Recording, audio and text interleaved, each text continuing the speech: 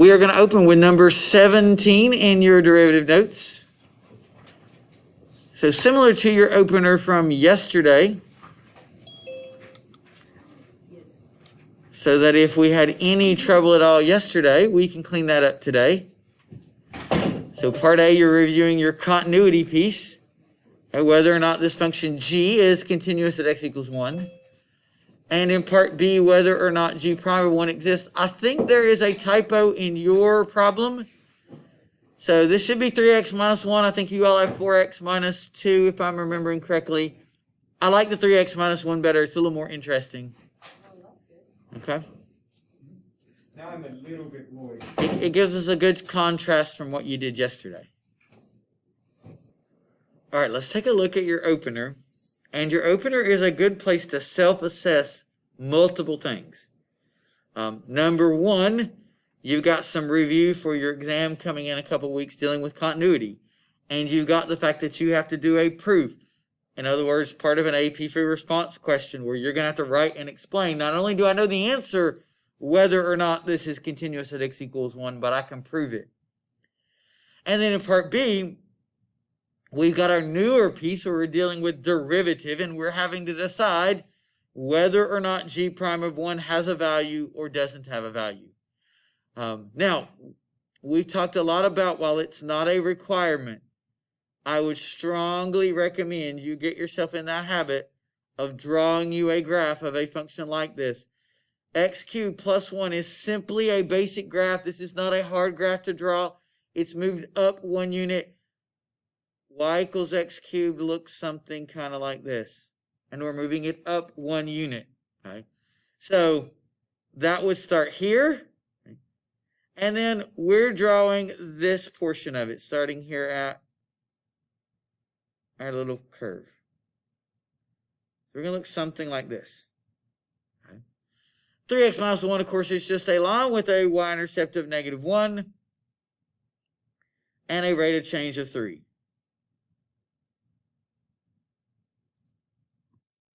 Try to get a more exact line there. Pretend that's straight. Okay? There's function g. Now I'm going to tell you, the graph does two obvious things for me. Number one, if the question hadn't been just prove, I know the answer. Is g continuous at x equals 1? Yes, I know the answer from the picture. Right? I can't use the graph in my proof, but I do know the answer. But it also gives me an idea for part B. So I'm going to try to draw as close as I can here. A little tangent line in here from the left-hand side. And I'm going to change colors and draw another little point really, really close here and draw a tangent in from the right-hand side. Now, I can't tell you whether or not those two small tangent lines have exactly the same slope or not.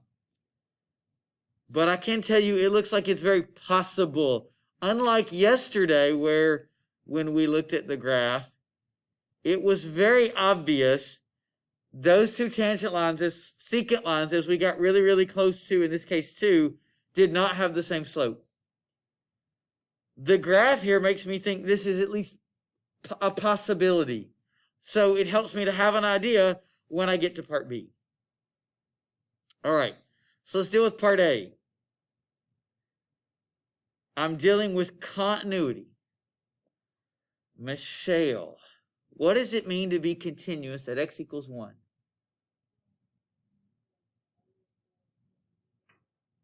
Perfect. The definition of continuity is the value of the limit's got to be equal to the value of the function. I need to calculate those. I need to find g of 1. This value has to exist.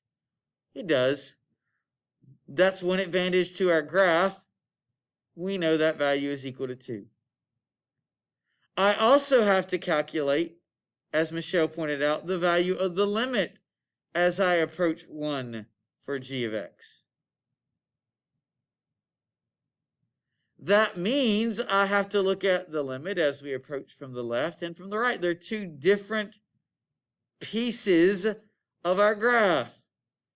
As we approach 1 from the left-hand side, here we are on this little line. We can just directly substitute. And we get 2. As we approach from the right-hand side, now we're on that little cubic.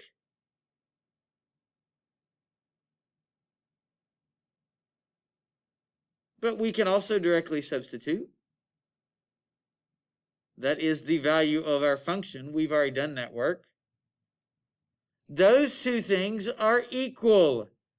That tells me this limit exists as I approach 1 for g of x, and it's equal to 2.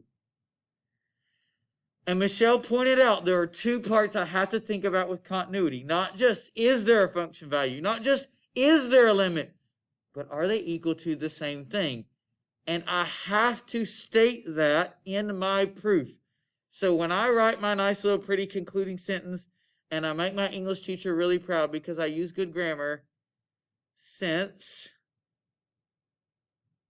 g of 1, which was 2, is equal to the limit as x approaches 1 of g of x. Anytime I'm proving something, I've got to come back to a definition or some other theorem that's I've already proven. In this case, our definition of continuity. Then g of x, not the function, or not it, I don't know what those are, g of x is continuous. And we talked about yesterday being really careful with our wording. While it actually is true that this problem g of x that we've drawn a graph of is continuous, we're dealing with, we've only proven that it's continuous at x equals 1. I could prove that it's continuous, period.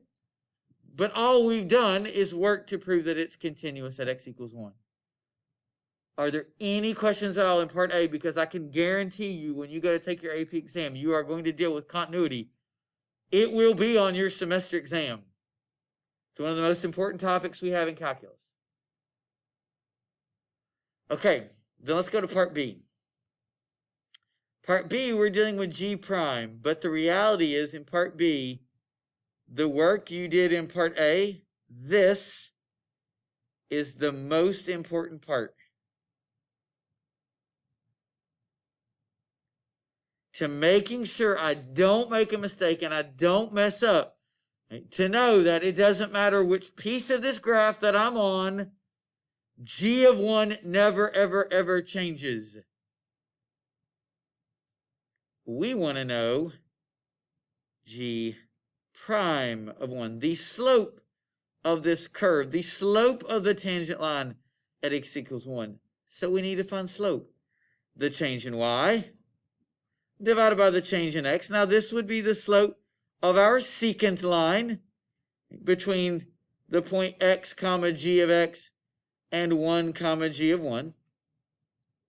We want to take that secant line, move the points really, really close together so that they're approaching 1, so that we get a tangent line at 1. We want to know that slope. Now, that means I've got to deal with the slope both from the left and from the right. That's where our 2 pieces are meeting together, so I have 2 different functions. And it's vitally important that I remember g of 1 is equal to 2. It doesn't matter which piece that I'm on. Whether I'm approaching from the left or I'm approaching from the right. G of 1 is 2. Don't write a 1. It's 2. That's important for getting our work straight. Now, in this problem, because it was continuous, if you had accidentally messed up, and as you approach from the left, you use 3x minus 1, your work's wrong, you won't have gotten the wrong answer. But your work's wrong. But there are going to be lots of times, and we'll use this one to illustrate it, where it makes a difference. So we have the limit as x approaches 1 from the left. 3x minus 1 minus 2, or 3x minus 3, divided by x minus 1.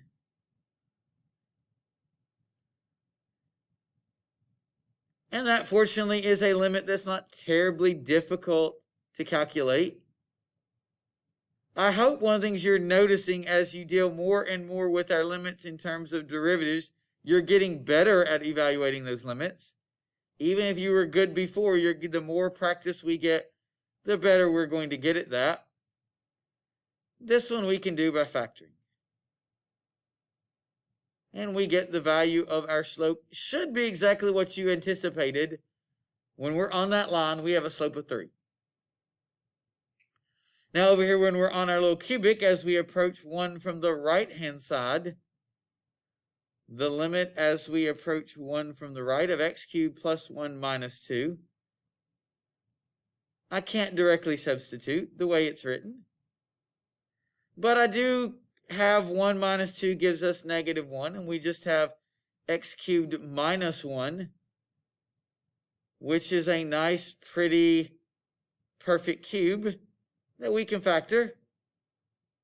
And if I don't remember how to factor a perfect cube, it's not a huge deal. You could do it with long division or synthetic division. But since I remember how to factor, I'm going to factor that. The limit as x approaches 1 from the right of x minus 1 times x squared plus x plus 1 divided by x minus 1. And the x minus 1s will divide out, and I can directly substitute. 1 squared plus 1 does give us 3. And those two things are equal. So g prime, which is our slope, equals 3. I have a slope, and I can tell you exactly what it is. It's equal to 3.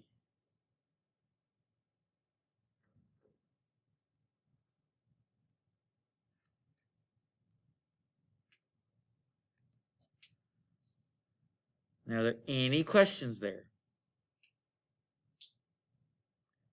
All right, I want to make sure we understand why is it in part B. Mr. Epling is making this really big deal of this whole g of 1 thing. Well, I'm going to slightly change our problem. Instead of 3x minus 1, I'm going to make it 3x minus 2. Now, I didn't change the line, and that's intentional. What's the slope of that line? It's still 3.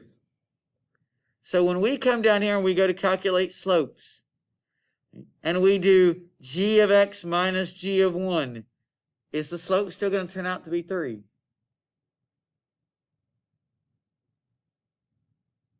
Is the slope of that line still 3?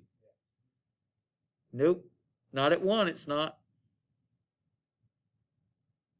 But if I am not careful and I mess up and I come up here and I say, okay, the limit as x approaches 1, okay, 3x minus 2 minus 3 times 1 minus 2. What will happen is I will get a slope that's equal to 3. And I will say g prime of 1 exists. It doesn't. Because this value is not 1. I don't end up with 3x minus 3. This value, it doesn't matter what piece I'm on, is equal to 2. And now I have the limit as x approaches 1 of 3x minus 4 divided by x minus 1. I'm not going to factor that. It doesn't factor and simplify. That's why this is so important. So that we don't mess up our decisions, that we know what we're doing, and we accidentally plugged in the wrong thing for that g of 1. You didn't have that today. But it's a piece you've got to be very, very careful with. The reason graphically is, if we draw a point really close here to 1, and then we draw the slope, this is the slope we're drawing. Not the slope on that line, because g of 1 is the point on that cubic. That's a very, very, very, very, very, very, very steep slope. It's approaching positive infinity. It is not approaching 3. And the graph should make that obvious. Okay? That's why that's so important. Any questions there? All right, let's look at your homework from last. Look at those slopes that are negative.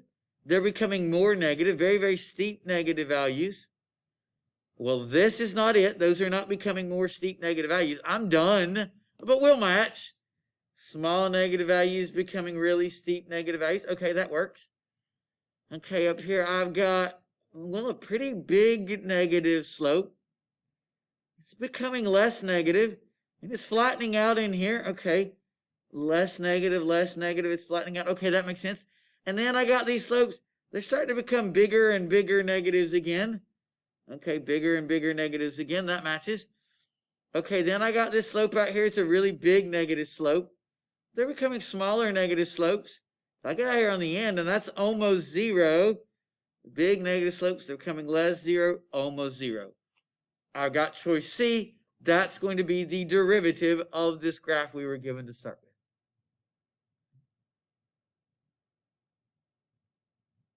Now, unbeknownst to you, while you were working on these graphs, you were also finding locations that you didn't have a derivative. So here you had vertical asymptotes. In the next one, you had some holes in your graph. You are also beginning to investigate graphically some issues with differentiability, right? Whether you knew it or not. When I do these, I'm just going to assume the first graph I have, right, is the function. Okay? And I'm going to look to see, does this other graph match to be the derivative? So if f is my function, I got a horizontal tangent line at 0. So I should have an x-intercept at 0. Check. I do. All right. So I'm going to come out here. I don't know what this is. Let's call it -10. All right, I don't know what that is. But I'm going to draw me a little tangent line right here. So I've got a tangent line. Well, now that's negative. It's not a real big negative. Okay, negative, not real big. Okay. But as I draw these little tangent lines in here, whoa. Like when I get right here, I've got this really huge negative tangent line. I should have a really, really, really, really large negative slope. I do. There we are. Heading way down the graph. Big negative slope. Now I'm going to clear those off so we can draw some more in here. And we'll change colors. So as I come past, I don't know what this x value is, but I still got this really big negative slope, but it's not becoming quite as big. It's approaching 0. Big negative slope. It's not becoming quite as big. It's approaching 0. Okay, that matches. Then I move past this horizontal tangent line. I've got slopes. As I draw them in, they're getting bigger. And they're getting right in here. I'll try to draw this as a big one. I mean, like that's a really, really, really steep, a very, very large positive slope. As I move just past that location on the right-hand side of it, I've got this really big positive slope. And I got these slopes, they stay positive, but they're not nearly as big. They're getting smaller. Really big positive slope, staying positive, approaching 0. G of x is the derivative of f. If I'm not convinced, okay, what if g was the function? All right, well, I would start out right here. And I've got this tangent line. It's not a very big slope, and it's negative. That is most definitely not negative. And it's not like huge, but it's not small. F is not the derivative of g. It doesn't work. Right? As I come through there, I got to draw some tangent lines in or lay my pencil on there and look to see what those tangent lines are doing as I move across my graph. Any others we need to take a look at?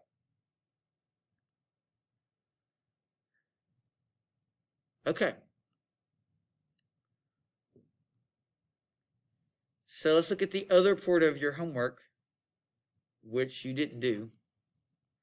This was the other part of your homework, but I accidentally put the wrong link, so I've moved that to today's. You're going to do some interpreting. I gave you the link to what I wanted to actually be today's homework. That's okay. You had answers. Any of those we need to take a look at?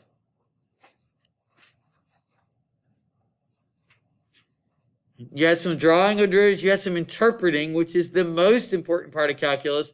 So what if I can calculate a derivative, but I don't know what it means? Number 11, is that what you said? Okay, number 11.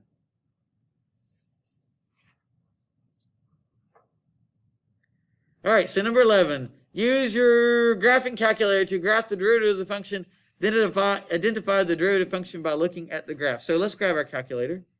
And we've got the natural log of the cosine of x, or was it negative? Okay.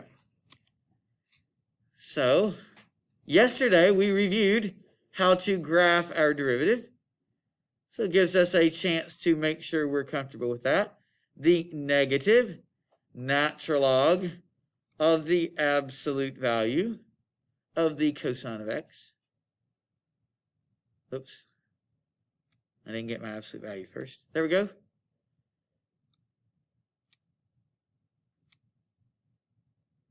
And then we are going to graph its derivative. Now, hopefully, you just left down there in your calculator. I didn't, because it really scared my Algebra 2 students yesterday. So I took it out. Our derivative. The derivative with respect to x of what we typed in y1. And we want to calculate that derivative everywhere.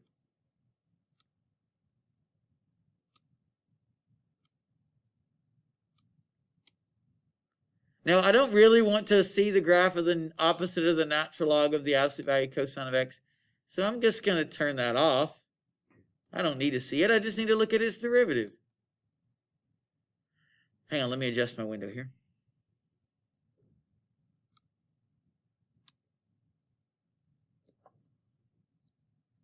So there's our derivative graph.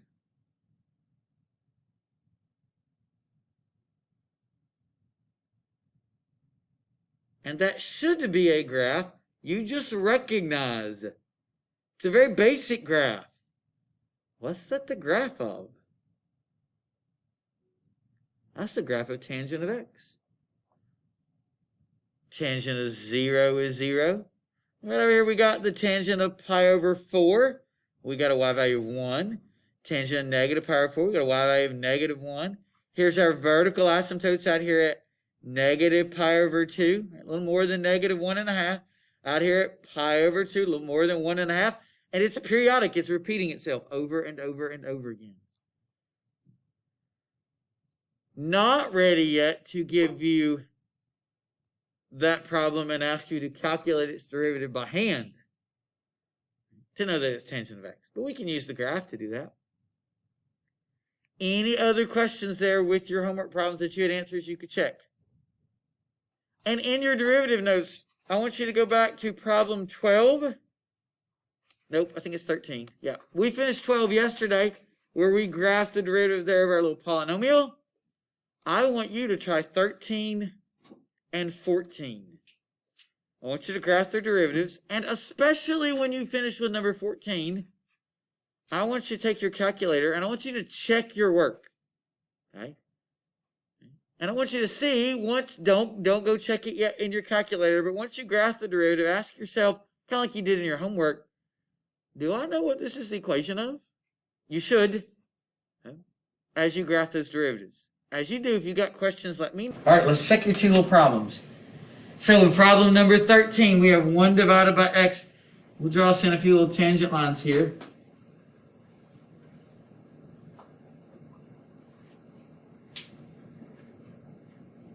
And first thing I notice about all those slopes is they're negative, but they're small negatives. Until I get out here, about negative 1.5, and they start to become bigger negative values, and then become bigger negative values very, very, very quickly. Very large negative values. So that if I'm graphing f prime, graph that in red, we've got these negative values, and they're getting really, really, really, really big negative values as I approach 0. On the other side of 0, I start out right here, like, I don't know, decimal 1. Now look at that little tangent line, and it's negative, but it's a really big negative value. And as I come on down through here, these are still negative tangent lines, but they're getting to be smaller negatives, which is a bigger value. And a graph that looks something like this.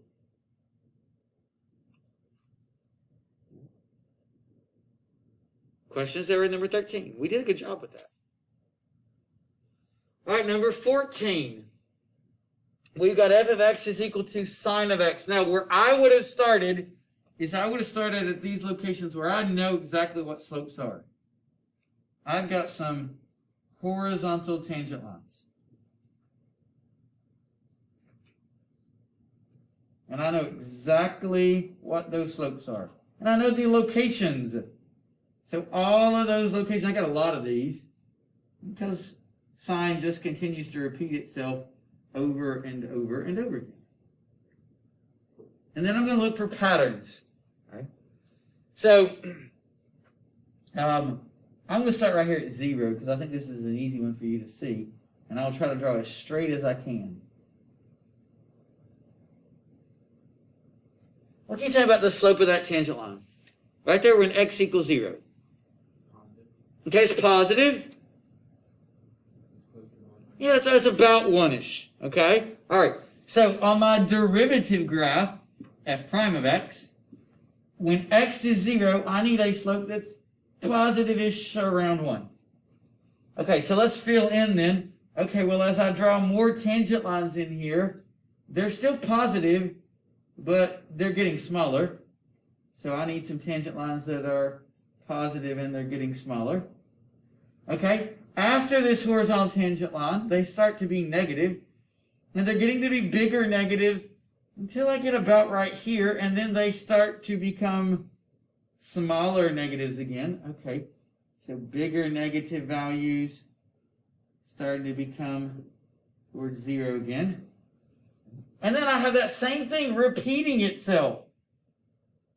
Okay, those positive values are increasing, they're increasing, they're increasing, till I get right in here, and then they start to decrease, decrease, decrease. Okay. And that's going to repeat itself over and over and over again. What is this? Well, it looks like it's cosine. Now, I had you take in your calculator to verify whether or not your graph was correct. And you should have gotten a graph that looked identical to our cosine curve. And that's what we have going on here. That derivative looks like it is cosine. It is, in fact, cosine. It's not just that it looks like it's cosine. You have to adjust to knowing these points, they're slopes.